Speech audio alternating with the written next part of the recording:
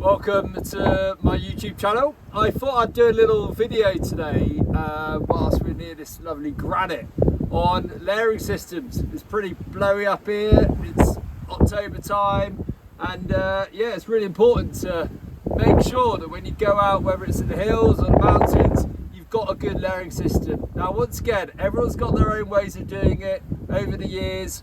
I've basically done it this way, taught it this way, and hopefully it's worked for me, it might work for you. But once again, if you've got your own way, not a problem. So when we're out and about, it's super easy to get out of the vehicle and just put all our layers on. So what you've got to do first, you've got to look at the route that you're thinking of going up or down. Now on a day like today, it's pretty windy, but we set off from the vehicle and it was uphill straight away. So if I go and layer up with all my layers, very quickly I'm going to be getting pretty hot and sweaty, and within a few minutes it's going to be like, oh, I need to take layers off. There's nothing worse. So generally what we try and say is head out with what you think is correct. You can always adapt it, and then after maybe about 10 minutes or so, 20 minutes, you can have a bit of a what we call a vent stop, and you can have a look at your layering system. Do I need to put on some more layers? Am I getting too sweaty? What do I need to do? So I generally go out with what I've got on now if I've got a good uphill happening. So good wicking base layer. There's many out there. Merino wool you would have heard about. One is just a good mounted equipment one. Yeah, try and stay away from the old cotton t-shirts if you can, just because they sweat pretty much. Don't wick it away too well. Alright, but make sure you've got a good base layer. I generally prefer a long sleeve because it's more comfortable with lots of layers. Some people have short sleeves. I pull the sleeves up. Once again, you can get zips on them, whatever you want, but it's up to you. Then if I want to sort of start layering up, if I need to put on a bit of a warmer layer, then I try and get some kind of thinner fleece. Yeah, there's loads of options out there. Alright, obviously once again the cost changes. If you're just starting out, don't need to go and start buying super expensive clothing. Alright, I generally have always stuck with more or less one brand because it hopefully fits a little bit better and it's good kit. Alright, but for example this one here, why did I buy this? One, it's a good second layer. Okay, it's not too heavy, it's got a great hood on it. Having the extra hood just means I've got more options if I want them. Once again, I've worn this for years. Yeah, if you know me from the outdoors, you would have seen me wearing this. Absolutely fine. A little bit warmer than this one. However, there's no hood. Having the option of chucking the hood on if you need it, adding to layers on your head where you've got a lot of heat being lost, then it's perfect. If I'm out and about and I feel like the wind is impacting me, I don't want to be putting on a heavy jacket because it's not raining. Okay, one option I could do is just to get yourself a, I know they're not very cool, but if you're climbing, if you're out in the hills, I've worn this setup loads when I've been out, especially climbing. Alright, it just takes a little bit of the edge. This is a Pertex vest top. Alright, and it will just go on like so. And if I want, I can get the hood up. I could be obviously on the climbing now. It doesn't look cool, I know, but it works. It just takes that edge off it a little bit. Also, on my wrist here, I've got a good old buff. These are great. You pick them up anywhere. You can have them on your head. Yeah, and there's a bit of extra insulation, or you can just put it down by your neck. And if you start getting a little bit of a rain shower, it will stop the water going down into the V part here, when we'll talk more about that later. Okay, if you don't have one of these vest tops, you don't want to use one of these, then there's no problem just going for the following option. Okay, so there's loads of different waterproof jackets out there. This is a winter mountaineering jacket, the Tupalac, had it years. Great jacket. The only problem with it, it's pretty thick and it's pretty hot. So if that's the only thing I had with me and I wanted to go out walking, there's a windy day like today, if I layer up, I'm just going to get super hot. But at the moment, it's a bit fresh. I haven't got that vest top with me. What are my options? Your best option is just to keep a good base layer on, get your waterproof jacket out. Okay, hopefully if it's waterproof, means it's windproof, and you've got this as your option. And once again, I can pop this on, it takes that edge off, it takes the wind off, and then I can get up the hill, up the mountain, all is good. On a lot of these jackets, you might have the luxury of having these vent zips here. Okay, you can open those up. Some of the jackets you might have mesh inside here, so you've got lots of ventilation options if you want them, but it'll just take that edge off.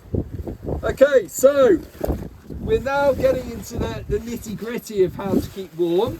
I'm going to whack this one back on. So the layering system, we've got our option of our base layer.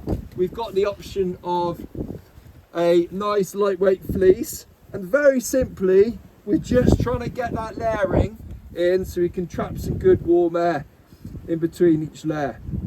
So here we go. So there's option one. What other option have I got? Obviously you can go and get yourself a fancy beanie. This is a bit old school, I know, but once again, if you've been out with me, you'll probably remember me wearing this, so I'm going to put it on. I know it's super cool, not, but anyway, we've got that option. What else have we got? We've then got something a little bit heavier. We've got a down jacket. Now this one here is an old down jacket I've got. Some down jackets, newer ones, will have good water repellency, hydrophobic down in them. This one I just put on. Now this is not ideal if it's always hammering down with rain and it's super wet. Okay, why? Because once this down's wet, it's going to be pretty rubbish. All right, so you can get a synthetic jacket, a nice thin one to go over the top. That's a good option. But for me today, I've got this down on. It's not supposed to be raining at the moment. What else have I got? I've got the jacket. Okay, so already the world is getting a lot nicer. Now we're layering up. So this will be more when I'm back at base camp. Yeah, end of day, I'm looking to keep cozy and warm. So this is my option here. Okay, and as you can see now, I've got lots and lots of different options where I can get these hoods. Okay, I can, with my beanie, I can put that one on. I can put that one on. I can get my waterproof jacket on. Okay, I mean, it is so much better already. And you know, whatever you're doing, you might be doing a bit of static nav. You might be cooking some food. You might be putting up your tents. Make sure when you stop, you get your layering systems on. All right. Now I know you might be saying, but hold on a minute. Could be a bit windy, slightly damp. Do I want to be taking my waterproof jacket off if I'm just stopping for a couple of minutes to have a drink, have some snacks? Have I got any other options? Now another option you can do is you can get yourself either an oversized jacket, so an insulation layer which is oversized, or you can go and get yourself a good insulation layer like this one, this synthetic belay jacket. Okay, this jacket here is designed to be chucked over the top of things. Okay, so it's got wider cuffs here, so if I've got mitts on, my hands can actually go through there. It's designed to be bigger so that I can chuck it over the top, and if there's snow, if there's rain or anything on top of it, it's a synthetic. All right, and it'll be really good. So once again, I can layer up here, and now I can even get this one on top here, and that is cozy warm. And on the inside here, got massive pockets for getting stuff in. Okay, it's all set a little bit higher, so if you are into climbing mountaineering world, you've got a harness on, everything's set up with the zips accessible, the pockets here, everything higher than the harness. But this jacket here, it is super warm. Getting a bit hot now. So what final options have I got? Instead of a buff, you could get yourself one of these. If you're out in the winter, this is just literally a net gaiter. Okay, this net gaiter here, you could take like so, and you can put it over the top of your head. Okay, and you can operate like so. Okay, so that option there is very good. The next option to keep warm is you get yourself a standard pair of fleece gloves. These ones here, these Mountain Hardware ones, I've had these years. Now, you might look at them and go, okay, they're pretty trashed. Right, they're pretty trashed. They've got holes in.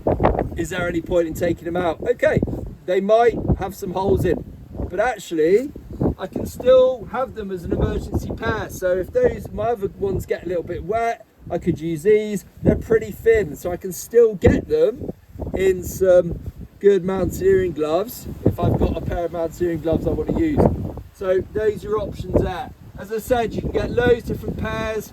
My mountain equipment ones here that I've been using for quite a few years, they've got a little bit of a hatch on here, so you can still use your phone if you need to use your phone for anything, GPS, etc. So that's all good. And then if you get yourself in the winter, obviously lots of people use different things. Some people just use leather work gloves. These mountain equipment gloves, I've had these for years. Use them for mountaineering, for some ski stuff. You know, they're a Gore-Tex glove back when I bought them, and they're pretty bomber. So they're a good investment. Once again, I know this kit is expensive. You don't need to go and get all this fancy stuff. You can go down to a different store and you can get some fleece gloves and you can layer up yourself how much you want. Obviously, with all this technical stuff, some of it is going to fit better, it's going to work better, it's going to last longer. Just depends what you're doing.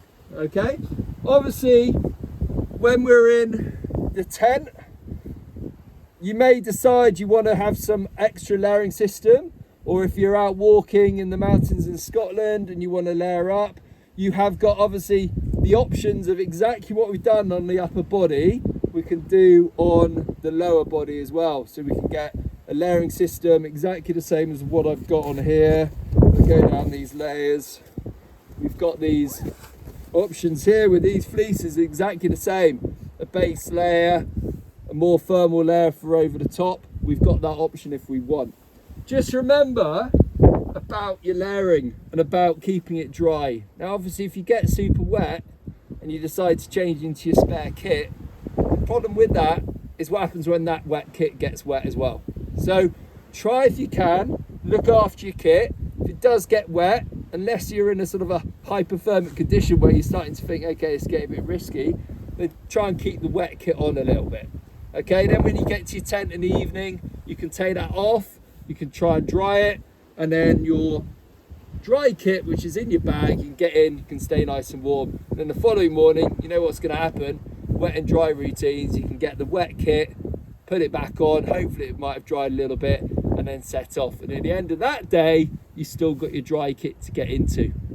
I've done another post on my little TikTok, but it's about keeping a kit dry. We'll do that at some point with the dried bags. But you know, just try and remember what we talked about in regards to keeping your kit good.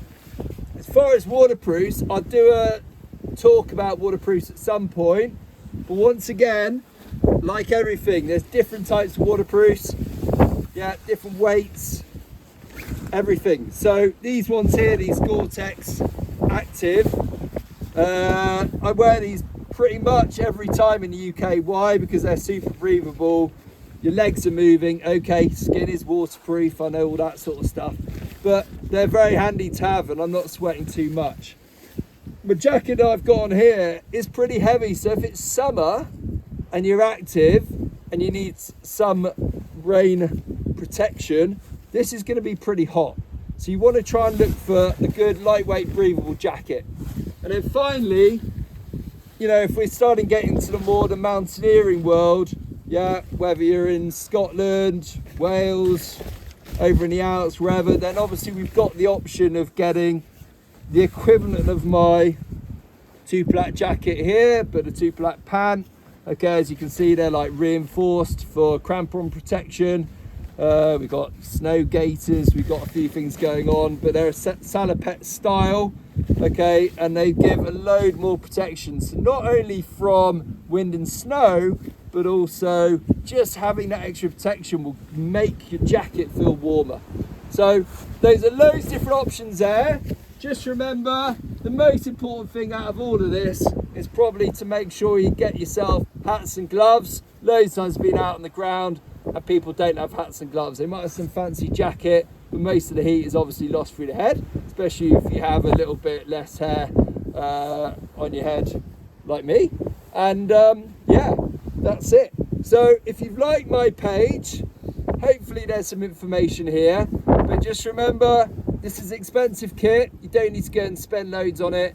But if you are looking at investing for the future, whether you're getting into mountaineering, whether you're at university, etc., then please go and try some stuff on, borrow it from some friends and mates and see how it feels. Hope you enjoyed the little talk about layering, and hopefully we'll get something up again soon.